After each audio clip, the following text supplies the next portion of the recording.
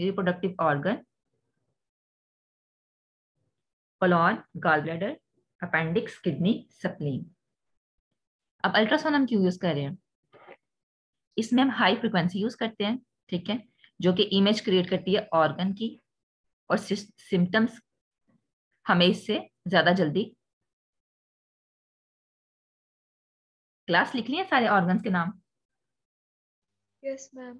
Yes ma'am. ठीक है। Ultrasound क्या है? हाई फ्रिक्वेंसी, इसमें साउंड यूज होंगी, ठीक है, और इमेजिंग किसकी बताएगी हमें? ऑर्गन्स की और सिस्टम्स की, जो कि हमारे बॉडी के अंदर होते हैं। ठीक। अच्छा, अब डॉपलर अल्ट्रासाउंड क्या होता है? Doppler ultrasound test use reflect sound waves to evaluate blood as it flow through a blood vessels. अच्छा, अगर हमें ब्लड की कोई पैथोलॉजी चेक करनी है तो हम क्या यूज करेंगे? डॉपलर अल्ट्रासाउंड, ठीक है, very good. It helps doctor evaluate blood flow through the major arteries and veins of arms, legs and neck. मतलब अगर किसी भी रीजन की अगर ब्लड सप्लाई में प्रॉब्लम है, ठीक है, तो हम उसके लिए क्या यूज करेंगे? Doppler ultrasound. वो वेन की असेस भी कर सकती है, आर्टरीज की भी कर सकती है, ठीक है। अब इंडिकेशंस क्या क्या आएंगे इसमें? It can show blocked or reduced blood flow through narrowing in the major arteries of the neck that could cause। अच्छा, बता रहे कि कहीं भी ब्लॉकेज हो या ब्लड फ्लो कम हुआ हो तो हम क्या यूज करते हैं? डॉपलर अल्ट्रासाउंड, ठीक है। अच्छा, अगर ब्लड फ्लो में प्रॉब्लम हो तो कौन कौन से कॉम्प्लिकेशंस आ सकते हैं? सबसे ज्यादा तो आपने देखा होगा कि स्ट्रोक है, और स्ट्रोक की वजह से क्या होता है? आपने देखा होगा या सुना होगा कि फलां पेशेंट था, हाइपरटेंशन की वजह से इसको क्या हो गया? स्ट्रोक हो गया। अब स्ट्रोक हो गया तो स्ट्रोक के बाद क्या कॉम्प्लिकेशंस होंगे बच्चों? वन साइड का पैरालिसिस हो जाएगा, ठीक है, लिम्ब जो है वो पैरालाइज हो जाएगा, ठीक है। उसके अलावा सेकंड है डीवीटी। अब डीवीटी का मतलब क्या होता है? ये जो सारे टर्म्स है ना, टर्मिनोलॉजी, इसको बहुत ज्यादा गौर से सुने भी और लिख भी लें। अब डीवीटी का मतलब क्या होता है? Deep vein thrombosis. क्या होता है क्लास? आवाज आ रही? मैम रिपीट कर दें। DVT means deep vein thrombosis, ठीक है। अब देखें बच्चों, दो चीजें होती हैं, एक डीवीटी होती है जिसका मतलब है डीप वेन थ्रोम्बोसिस, सेकंड है थ्रोम्बोफिलिबाइटिस, ठीक है। इन दोनों में आपको डिफरेंस आना चाहिए। डीवीटी का मतलब है डीप वेन थ्रोम्बोसिस, मतलब थ्रोम्बस की फॉर्मेशन हुई। अब थ्रोम्बस और एम्बोलिज्म क्या होता है, ये हम यहाँ पे जब एम्बोलिज्म पढ़ते हैं तो समझते हैं। अब डीप वेन थ्रोम्बोसिस क्या है कि थ्रोम्बस बना है लेकिन डीप टू वेन, ठीक है। अब थ्रोम्बोफिलिबाइटिस का मतलब क्या होता है? थ्रोम्बस की फॉर्मेशन हुई है लेकिन सुपरफिशियली, ठीक है, डीपली नहीं हुई। जब वेन्स तक थ्रोम्बस जाएगा तो उसको कहेंगे डीप वेन थ्रोम्बोसिस। कुछ पेशेंट्स कहते हैं ना कि मुझे फलां जगह गिल्टी फील हो रही है, इस तरह ये। अब जो वेन की गिल्टी है वो हमें इतनी ज्यादा जल्दी हमें फील नहीं होगी, हमें नजर नहीं आएगी, ठीक है। लेकिन जो थ्रोम्बोफिलिबाइटिस है, जो कि सुपरफिशियली बनेगा, ठीक है, डीप नहीं होगा, वो पेशेंट को इजीली नजर भी आ जाएगा और हमें भी नजर आ रहा होगा, ठीक है।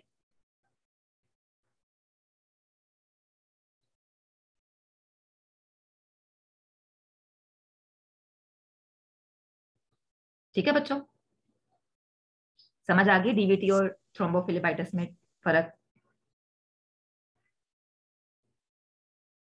क्लास समझ आ गई है कि रिपीट कर दूं? Yes ma'am. ठीक है। एम्बोलिज्म का मतलब क्या होता है?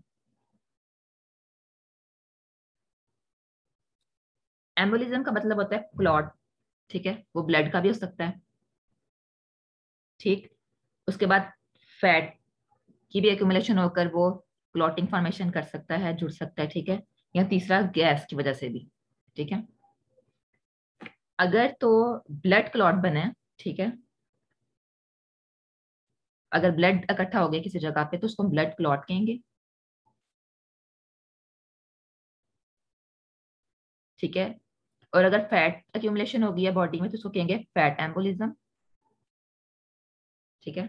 ब्लड क्लॉट का स्पेसिफिक नाम हम कहेंगे थ्रोम्बस, ठीक है। ब्लड क्लॉट हुआ तो उसको हम थ्रोम्बस कहेंगे, फैट का हुआ तो उसको हम फैट एम्बोलिज्म कहेंगे, और अगर गैस का हुआ तो गैस एम्बोलिज्म, ठीक है। अब एम्बोलिज्म और थ्रोम्बस में क्या फर्क है बच्चों? अगर थ्रोम्बस का मतलब है कि क्लॉटिंग तो हुई है ब्लड की, लेकिन जिस जगह हुई है वो वहीं पे रहेगा, ठीक है। लेकिन अगर डिसलॉग हो गया, उस जगह से आगे माइग्रेट कर गया या ब्लड स्ट्रीम में चला गया, तो उसको हम कह देंगे एम्बोलिज्म, ठीक है। और थ्रोम्बस इतना डेंजरस नहीं होता जितना एम्बोलिज्म होता है, क्योंकि थ्रोम्बस जहाँ पे बन गया उसमें वहीं पे स्टिल एज इट रहेगी, ठीक है। और उसको डिसलॉक करना या उसको बॉडी से रिमूव करना बहुत आसान होगा। लेकिन अगर थ्रोम्बस कन्वर्टेड इनटू एम्बोलिज्म, तो उसको बॉडी से रिमूव करना बहुत ही मुश्किल होगा, क्योंकि वो मे बी ब्लड स्ट्रीम में चला जाए, और जब ब्लड स्ट्रीम में चला जाएगा तो वो तो फिर बहुत जल्दी सर्कुलेट होगा बॉडी में, और देन आपके लिए उसको बॉडी से रिमूव करना बहुत मुश्किल हो जाएगा। और स्पेशली तब जब वो पल्मोनरी एम्बोलिज्म में कन्वर्ट हो जाएगा, मतलब लंग्स में चला जाएगा, ठीक है। क्लास समझ आइए? Class? Yes ma'am. Very good. ये जो मैंने आपको बताया डीवीटी, थ्रोम्बोफिलिबाइटिस, एम्बोलिज्म और थ्रोम्बस, इन दोनों में क्या डिफरेंस है, ये बहुत ही ज्यादा इंपॉर्टेंट है। ये आपको थ्रू आउट द लाइफ जो है ये दो चीजें बहुत ही ज्यादा फायदा देंगी। Evaluation of the heart and diagnosis of cardiac problem, ठीक है। अब आपने ये भी देख, इसके अलावा अगर उसको कोई हार्ट की प्रॉब्लम है तो उसके लिए भी हम कौन सा स्कैन करवाएंगे? कौन सा करवाएंगे? Doppler ultrasound.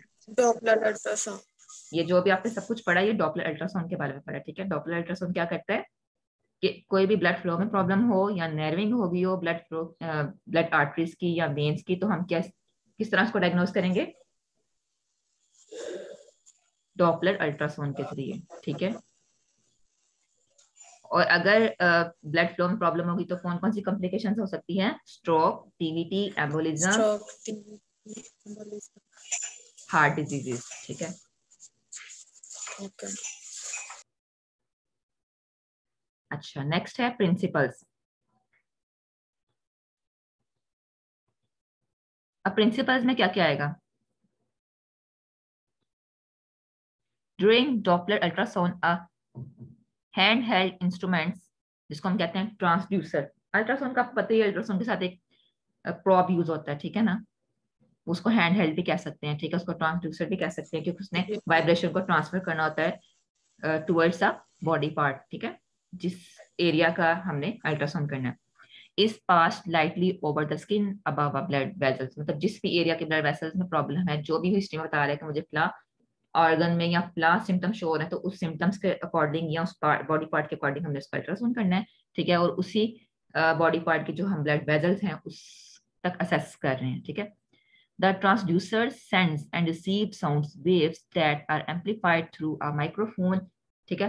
अब क्या होगा कि वही ट्रांसड्यूसर, मतलब जो प्रॉब जो हमने हाथ में पकड़ा हुआ है, ठीक है, जिसको हमने बॉडी पार्ट के ऊपर रखा है, इंसर्ट किया है, तो वही वेव्स भेजेगा बॉडी के अंदर, ट्रांसफर करेगा, और देन वही जो वेव्स रिवर्स आएंगी वो उसी ट्रांसड्यूसर्स के जरिए रिवर्स होंगी, देन वो इमेजेस शो करेंगी किधर, जो भी ऑब्जेक्ट हमने इमेजिंग के लिए रखा है, जैसे कि कंप्यूटर, ठीक है।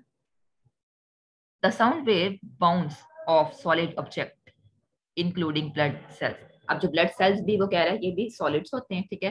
तो क्या करेगा, जो जहां भी उसको सॉलिड ऑब्जेक्ट मिलेगा उसके साथ वो बाउंस करेगा, मतलब टकराएगा, देन रीबाउंसिंग हो जाएगी, वापस आ जाएगा, ठीक है। अब उसको देखिए, जैसे अगर वहां ट्यूमर होगा या फैट का एम्बोलिज्म होगा या गैस एम्बोलिज्म होगा, तो वो जाहिर सी बात है हार्ड हुआ होगा, ठीक है। ब्लड के अंदर वो वाला पार्ट क्या होगा? हार्ड होगा, ठीक है, सॉलिड होगा। तो उसको बाउंस करेगा, देन वो रिबाउंस हो जाएगा, मतलब जो हमारा प्रोब है ट्रांसड्यूसर है उसके ऊपर दोबारा से उसकी रेज रिबाउंस हो जाएंगी। The movement of blood cells causing a change in pitch of the reflected sound waves, वही है, उसको कह रहे हैं डॉपलर इफेक्ट, मतलब वही दोबारा से रिफ्लेक्ट होकर साउंड वापस आ रहा है। If there is no blood flow the pitch does not change, अगर ब्लड फ्लो वहां नहीं आई या उसमें प्रॉब्लम नहीं आई भी, तो क्या होगा कि वो कोई भी इमेज हमें शो नहीं करेगा, ठीक है, क्लियर इमेज होगी। Information from the reflected sound waves can be proceeded by a computer to provide graphs or pictures that represent the flow of blood through the blood vessel. अब आपको पता ही है कि अगर कभी भी अल्ट्रासाउंड किया जाए तो वो किस फॉर्म में हमें इमेजेस शो होती हैं? ग्राफ्स की शक्ल में, ठीक है ना। तो वो ग्राफ्स की शक्ल में हमें इमेजेस शो होंगी, जिस वजह से हमें पता चल जाएगा कि इसमें पैथोलॉजी है कि नहीं है। अब DEXA stand for dual energy x rays absorptiometry, ठीक है। इसमें बता रहे, it is the most commonly used test for measuring bone mineral density, it is one of the most accurate way to diagnose osteopenia और ऑस्टियोपोरोसिस। अच्छा बच्चों, osteopenia और osteoporosis में क्या फर्क होता है? अब जो हम एक और यूज कर रहे हैं इमेजिंग, उसका नाम है डेक्सस, ठीक है। और हम इस क्यों यूज कर रहे हैं?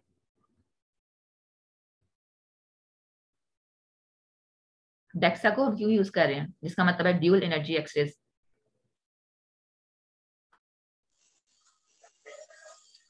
हम मैम आपकी आवाज कट कट के आ रही है। अच्छा, अब ठीक है। Yes ma'am.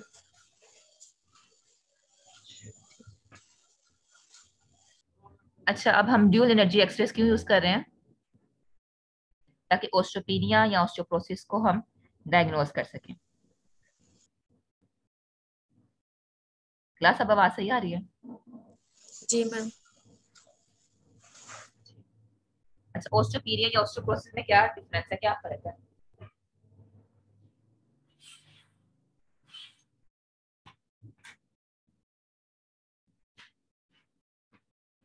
बच्चों दोनों में ही मैस जो है बोन का वो कम हो जाता है, ठीक है। लेकिन ऑस्टियोपीनिया लेस डेंजरस है देन ऑस्टियोपोरोसिस, जिसमें बोन्स में क्या होंगे, प्रोसेस का पता ही चल रहा है हमें कि बोन्स में पोर्स फॉर्मेशन हो सकती है, ठीक है।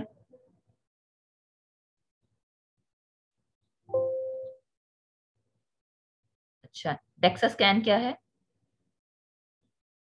Are more accurate than regular x-rays, ठीक है। ये ज्यादा अच्छा हमें बता रहा है। मतलब अगर हमें एक्सरेज में नहीं समझ आ रही उसकी पैथोलॉजी कि असल में है क्या, तो हम क्या कर देंगे फिर उसको नेक्स्ट फर्दर डायग्नोस्टिक पर्पस के लिए हम कहाँ पे रेफर करेंगे, डेक्सा स्कैन के लिए, ठीक है। A person would need to lost 20 to 30% of their bone density before it would show up on an X-ray, ठीक है। मतलब अगर बोन की डेंसिटी कम हुई है तो हमें कहाँ पे, किस वजह से हमें शो होगा, किसके थ्रू हमें शो होगा, डेक्सा स्कैन के जरिए, ठीक है। डेक्सा स्कैन हम क्यों कर रहे हैं बच्चों, डेक्सा स्कैन क्यों कर रहे हैं? ताकि हम ऑस्टियोपोरोसिस से ऑस्टियोपीनिया को डायग्नोस कर सकें। जी, बोन की डेंसिटी को हम देख सकेंगे कितनी कम है, ठीक है। Okay. Bone mineral density required less radiation exposure than CAT scan. अब इसमें रेडिएशन जो होती है वो कम होती है, ठीक है। और ये क्या होगा, सीटी स्कैन से भी इसकी जो कीमत है, प्राइस है, वो कम है। कुछ पेशेंट ऐसे होंगे जो नहीं इतना ज्यादा अफोर्ड कर सकते, तो फिर हम उनको क्या करेंगे, डेक्सा स्कैन रेफर करेंगे, ठीक है। Okay ma'am. सीटी स्कैन क्या है? सीटी स्कैन में हम क्या करेंगे, imaging combine special x rays equipments with computer to produce multiple images और pictures of the inside of the body. वही सीटी स्कैन में क्या होता है, मल्टीपल इमेजेस होती हैं, ठीक है। मतलब हर एंगल से वो इमेज ली जाती हैं, ठीक है। एक्सियल, sagittal view, ठीक है। These cross-sectional images of the area being studied can then be examined on a computer monitor और फिर कोई कि ये हमें कहाँ पे नजर आएंगे इमेजेस, मॉनिटर में, ठीक है। CT scan of internal organ, bone, soft tissues and blood vessels provide. अच्छा, अब सीटी स्कैन किस किस के लिए कर रहे हैं? जैसे हम अल्ट्रासाउंड कर रहे थे इंटरनल ऑर्गन के लिए, तो सीटी स्कैन में भी हम क्या कर रहे हैं, इंटरनल ऑर्गन के लिए। इंटरनल ऑर्गन, हाँ जी, लेकिन बोन्स, सॉफ्ट अल्ट्रासाउंड में बोन्स टिश्यूज। की बात नहीं कर रहे थे, ठीक है। इसमें बोन्स भी आ गए, जी। ठीक है। और डॉपलर एक्सरे जो अभी हम पढ़ के आ रहे हैं, तो उसमें हमने क्या किया था, बोन की डेंसिटी को चेक करने के लिए, लेकिन इसमें हम क्या कह रहे हैं, सॉफ्ट टिश्यूज भी आ जाते हैं और ब्लड वेसल्स भी आ ब्लड जाते वेसल्स। हैं। Very good. Greater clarity and reveal more detail than regular x-rays, मतलब जो रेगुलर एक्सेस हैं उसे हमें ज्यादा डिटेल देगा, ठीक है, क्योंकि इसमें मल्टीपल एंगल्स में मल्टीपल इमेजेस हमें शो होंगी, तो जाहिर सी बात है उससे ज्यादा हमें ये रिजल्ट देगा। एक्सरेस तो हम करते हैं ना एपी और लेटरल ज्यादातर, ठीक है। एपी का मतलब है एंटो पोस्टीरियर और लेटरल, ठीक है। लेकिन जो हम सीटी स्कैन कर रहे हैं उसमें मल्टीपल एंगल्स आ जाते हैं, जिसमें हम सैजिटल एंगल कह सकते हैं, ठीक है। अच्छा, एमआरआई क्या होता है, इसका नाम क्या पूरा बच्चों, लिखा हुआ है सामने? Magnetic imaging. Magnetic resonance imaging, ठीक है। अब देखिए इसके नाम से पता चल रहा है कि मैग्नेटिक की बात हो रही है, ठीक है। मतलब इसमें मैग्नेटिक फील्ड यूज हो रही है, ठीक है। एक्सरेज में तो वो रेज कौन सी यूज हो रही है, एक्सरेज में रेज यूज हो रही है, ठीक है, लेकिन इसमें कौन सी वाली रेज हो रही है, मैग्नेटिक रेज, मैग्नेटिक। उसमें इलेक्ट्रिकल आ जाता है।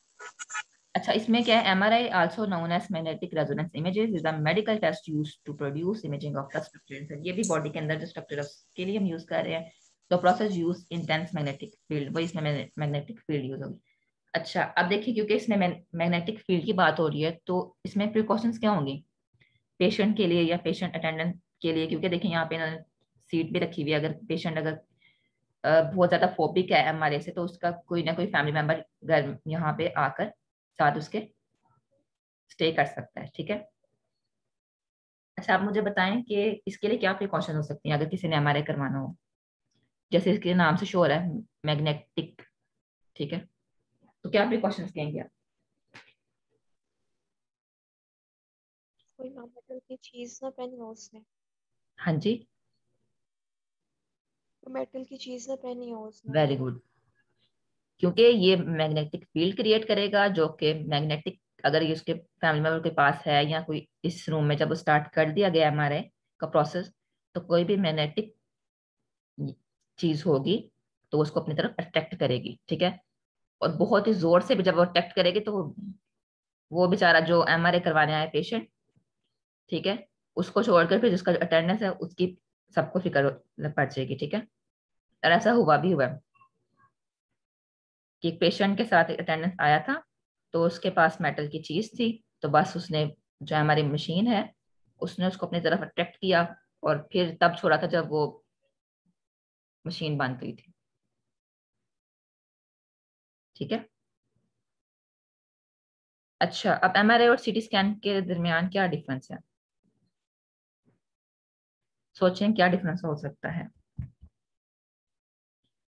CT scan use ionising radiation while MRI use non ionising radiation, ठीक है। एमआरआई में क्या होगा, मैग्नेटिक फील्ड है, मैग्नेटिक रेडिएशन यूज हो रही है, और सीटी स्कैन में कौन सी हो रही है, आयोनाइजिंग, आयंस बन रहे हैं, ठीक है, जो कि पॉजिटिव और नेगेटिव होते हैं। In MRI can generate cross-sectional imaging in any plane, while CT acquired imaging in axial plane होंगे। मतलब CT में सिर्फ हम एक्सियल प्लेन कर रहे हैं, ठीक है। MRI में क्या होगा, डिफरेंट प्लेन्स होंगे, इसमें एक्सियल आएगा, इसमें एक्सियल भी आएगा और सेरिटल भी आ सकता है, ठीक है। MRI can not be use in emergency, MRI हम कभी भी इमरजेंसी में यूज नहीं कर सकते, क्यों नहीं कर सकते यूज, इमरजेंसी कंडीशन में हम क्यों नहीं MRI यूज कर सकते, हमें करना चाहिए, जाहिर सी बात है, हमें ज्यादा डिटेल पता चल रही है। एक तो एमआरआई का ड्यूरेशन बहुत ज्यादा है, ठीक है, तकरीबन 40 मिनट से अबव टाइम स्पैन है यहाँ पे। सेकंड है कि पहले ही पेशेंट हाइपरटेंसिव होगा या उसको हेडेक की प्रॉब्लम होगी या डिफरेंट कॉम्प्लिकेशंस होंगे, तो कुछ पेशेंट जो है वो बहुत फोबिक होते हैं, क्योंकि इसके अंदर जब वो पेशेंट चला जाता है ना, तो वो फिर कहते हैं कि पता नहीं मैं कहाँ आ गया हूँ कहाँ नहीं, ठीक है। तो इस वजह से पहले ही वो एक तो इमरजेंसी कंडीशन में है, और सेकेंड फोबिक की वजह से क्या होगा, वो डबल कॉम्प्लिकेशन आ जाएंगे, ठीक है। उसके अलावा MRI can be use in pregnancy. Interventional radiology, अच्छा अब ये क्या है,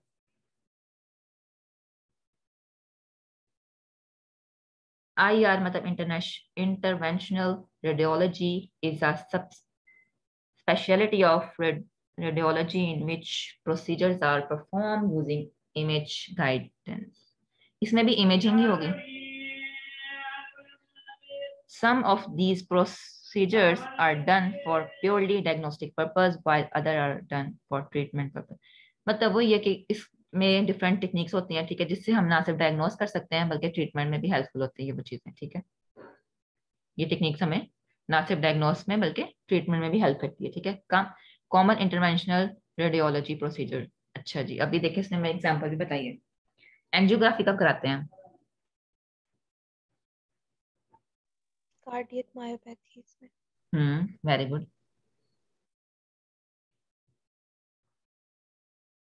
मतलब इमेजिंग किसकी कर रहे हैं, असल में ब्लड वेजल्स को हम देख रहे होते हैं, ठीक है ना, ताकि उसमें अगर कोई एबनॉर्मलिटी है तो हमें पता चल जाए। आगे बैलून एंजियोप्लास्टी क्यों कराते हैं,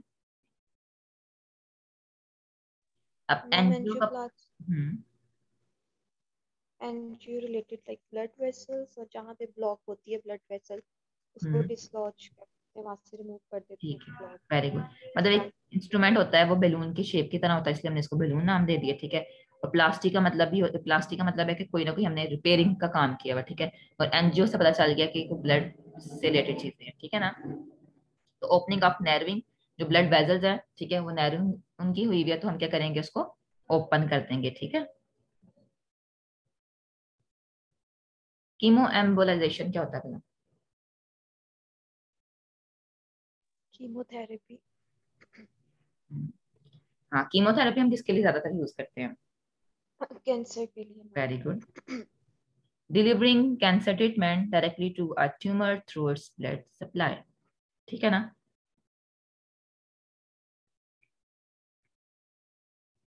अच्छा, एम्बोलाइजेशन में क्या आता है? प्रोसेस होता है जिसमें क्या करते हैं हम,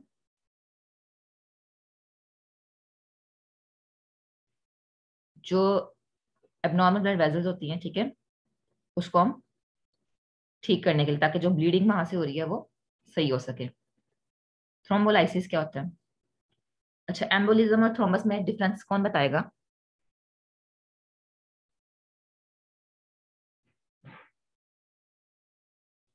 एम्बोलिज्म में क्या आएगा, एम्बोलाइजेशन में क्या होगा कि स्पेसिफिक एरिया में वो क्लॉट बना होगा, ठीक है।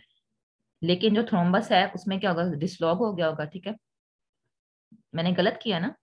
एम्बोलाइजेशन और थ्रोम्बस में फर्क क्या है? मैम थ्रोम्बस में वो यस अपनी जगह पे मैम आप ही रहे जहाँ पर वो क्लॉट बना है, और एम्बोलिज्म में वो उस जगह से डिसलॉज करके ब्लड फ्लो में आ जाए।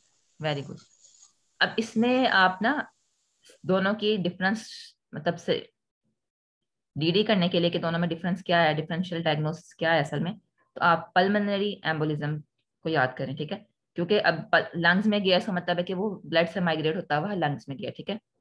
तो एम्बोलिज्म में क्या आएगा कि डिसलॉग हो गया, और थ्रोम्बस में क्या है, जिस जगह पे था बना उसी जगह पे स्टे है। तो फिर दोनों में से आसान कौन सा हुआ ट्रीटमेंट, एम्बोलाइजेशन के थ्रोम्बोलाइसिस?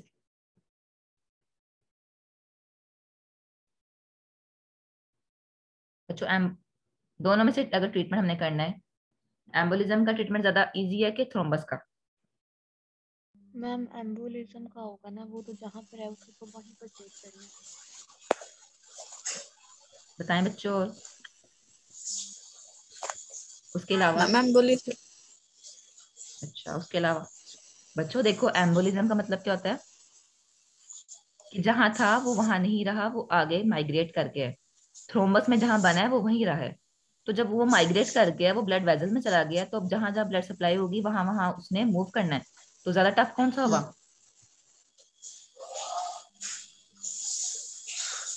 ज्यादा टफ कौन सा होगा एम्बोलिज्म। एम्बोलिज्म। बच्चों? थ्रोम्बस हुआ। थ्रोम्बस का मतलब है जहां बना है वो वहीं का वहीं रहा है। जो एम्बोलिज्म है वो डिसलॉग हो गया, मतलब जहां था उसने आगे माइग्रेशन कर लिए। अब ब्लड जहां जहां सर्कुलेट कर रहा है वहां वहां गया, अब पता नहीं वो जीआईटी ट्रैक में चला गया है, या फिर वो पल्मोनरी रीजन में चला गया है, या फिर पता नहीं किस जगह चला गया, ठीक है। जहां जहां ब्लड जा रहा है वो वहां वहां माइग्रेट कर रहा है। अगर मैम वो ब्लड ज्यादा स्ट्रीम में मुश्किल एंटर हो गया। थ्रोम्बस होगा ना। हाँ जी। ज्यादा मुश्किल वाला कौन सा होगा ट्रीट करना? अब आप खुद बताएं, जो एक जगह पे ही स्टक है वो चीज ज्यादा आसानी से निकलेगी कि जो पूरी बॉडी में माइग्रेट करिए वो? मतलब थ्रोम्बस हम आसानी से रिमूव कर सकते हैं, उसको ट्रीट कर सकते हैं, जी एम्बोलिज्म को नहीं। जी, क्योंकि थ्रोम्बस जहाँ पे बना है उसने वहीं रहना है, वो मासूम सा है, ठीक है। तो मासूम जो लोग होते हैं वो सबसे पहले ही टारगेट बनते हैं, ठीक है ना। और एम्बोलिज्म जो है वो बहुत शैतान है, बहुत चालाक है, ठीक है, उसको हर मसले का हल आता है, ठीक है। तो इसीलिए वो जो है वो बच जाता है। और वो अगर उसको टारगेट बनाने लग जाते हैं, मतलब फॉर एग्जाम्पल अगर पल्मोनरी एम्बोलिज्म है, पल्मोनरी में उसका टारगेट है, तो जब तक हम उसके सेस करेंगे तो वो आगे माइग्रेट कर चुका होगा, ठीक है। वो बार बार हमसे बच जाएगा। समझ आ गई है? Okay ma'am. जी। हाँ, वेरी गुड। थ्रोम्बोस जो है वो बहुत मासूम है, और एम्बोलिज्म जो है वो बहुत ही डेंजरस है, खतरनाक है।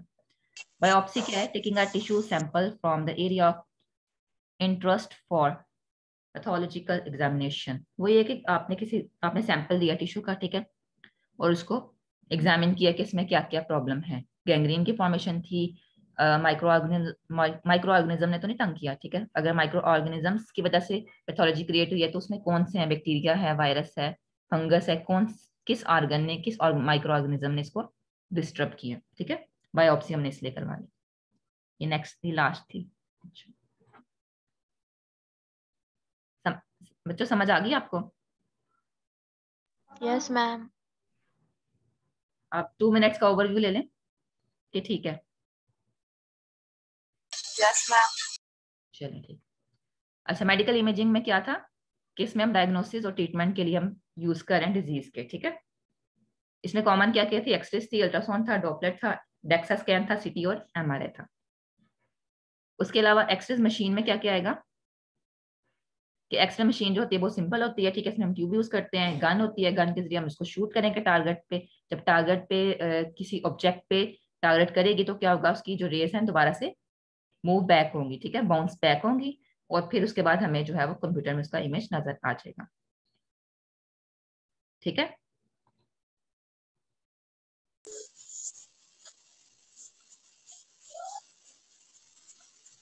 उसके अलावा हम एक्सरे किस किस के लिए यूज कर रहे हैं? Yes ma'am. फ्रैक्चर्स के लिए, ऑस्टियोपोरोसिस के लिए, चेस्ट एक्सरेस के लिए, सिस्ट होगी, या डेंटल रेडियोलॉजी के लिए भी हम यूज कर रहे हैं, ठीक है, रेडियोग्राफी के लिए। एक्सरेस के बाद हमने क्या पढ़ा था?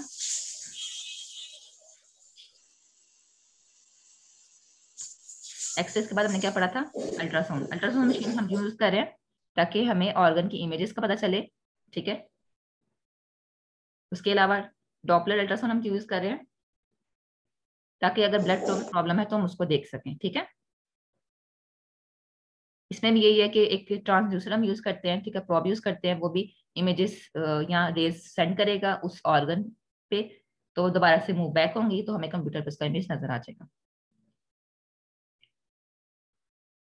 आगे ड्यूल एनर्जी एक्सरेस हम क्यों यूज कर रहे हैं?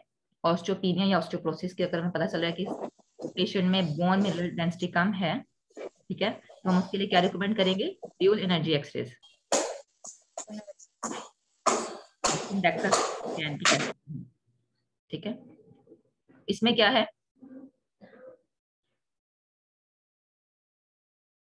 इसमें रेडिएशन कम होगी as compare to CAT scan. उसके अलावा ये कॉस्टली भी नहीं है। सीटी स्कैन में क्या आएगा? वही कि जो इमेज बनेगी वो हमें कंप्यूटर में शो होगी, ठीक है, मल्टीपल एंगल्स में इसकी इमेज आ जाएंगी। एमआरआई में क्या होगा कि मैग्नेटिक रेजोनेंस इमेज है, ठीक है, तो इसमें मैग्नेटिक रेज जो है वो जो एरिया है वहां सारे एरिया में कौन सी रेज डिस्पर्स हो रही हैं यहाँ पे? मैग्नेटिक रेज, ठीक है। और ये सीट किसके लिए? पेशेंट के अटेंडेंट के लिए। अगर वो फोबिक है तो, ठीक है। अच्छा, एमआरआई और सीटी स्कैन में क्या डिफरेंस है? सीटी में हम क्या यूज कर रहे हैं? आयनाइजेशन, ठीक है, और एमआरआई में क्या हो रही है? नॉन आयनाइजेशन, क्योंकि इसमें क्या है? मैग्नेटिक रेज है, ठीक है। एमआरआई किस तरह का इमेज क्लिक कर रहा है?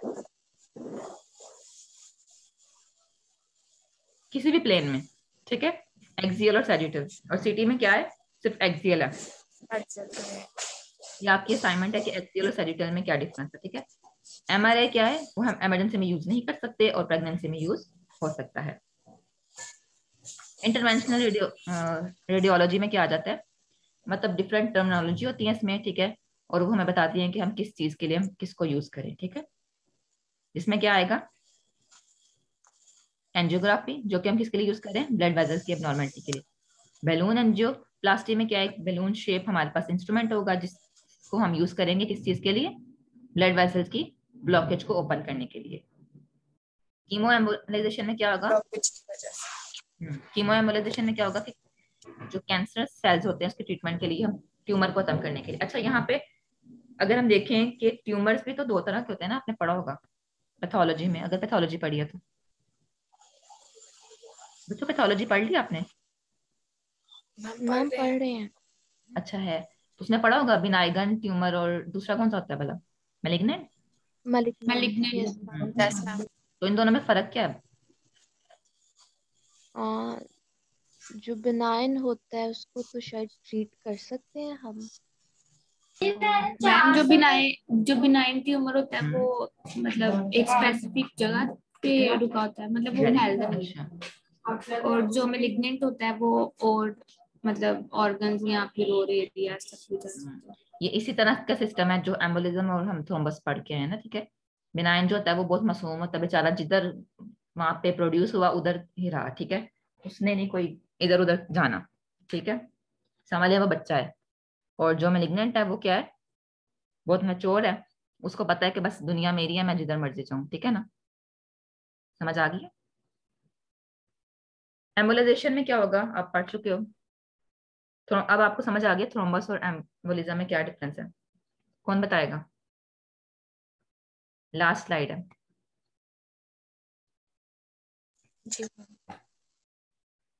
कौन बताएगा बच्चों।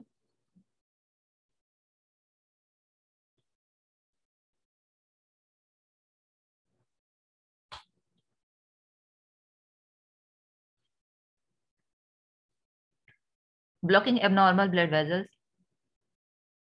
और थ्रोम्बोलाइसिस में क्या होगा, जो क्लॉट है जैसे एम्बोलाई लेग्स, बताए ना।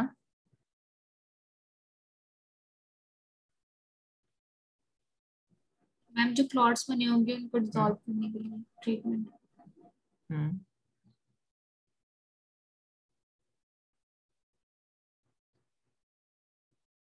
एम्बोलिज्म में क्या होगा, इसमें भी ब्लड क्लॉट होगा, लेकिन वो तीन तरह के हो सकते हैं, ठीक है। अगर ब्लड क्लॉट हुआ तो उसको हम कहते हैं थ्रोम्बस, अगर फैट का क्लॉट हुआ तो उसको फैट एम्बोलिज्म कहेंगे, और अगर गैस का हुआ तो गैस एम्बोलिज्म, ठीक है। थ्रोम्बस जो है वो जिधर बना है उधर ही रहेगा, ठीक है, और इसमें जैसे डीप मेन थ्रोम्बोसिस आ जाता है, थ्रोम्बोफिलिबाइटिस हम पढ़ चुके हैं। और एम्बोलिज्म में क्या होगा कि वो डिसलॉग हो जाएगा और ब्लड स्ट्रीम के थ्रू पूरी बॉडी में सर्कुलेट कर सकता है, या आपने जो ओरिजिन है वहां से कहीं और माइग्रेट कर दिया इसने, ठीक है। बायोप्सी में क्या होगा कि हम टिश्यू का सैंपल लेंगे, ठीक है, और उसके पैथोलॉजिकली एग्जामिनेशन करेंगे, ठीक। Okay ma'am.